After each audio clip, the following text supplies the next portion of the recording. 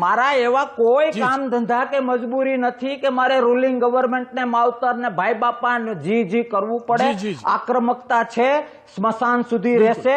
સાચાને સાચો અને ખોટાને ખોટો કહેવાની ડંકાની ચોટ ઉપર આદત છે, રહેશે અને સ્મશાન સુધી લડીશું।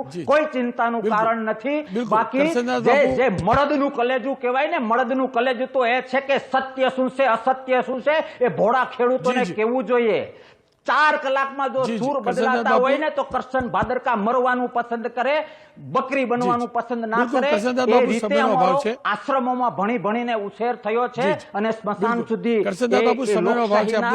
સૈનિક તરીકે કોંગ્રેસની જે યોગદાન છે ને યાદ કરીને સમયનો અભાવ છે એટલે હવે રોકું છું, એટલા માટે ના ગયો। પણ તમને પણ આ બધું જ્ઞાન સાંભળો ને, આપને પણ તો જ્ઞાન આપમાં ગયા પછી જ આવ્યું પાછું।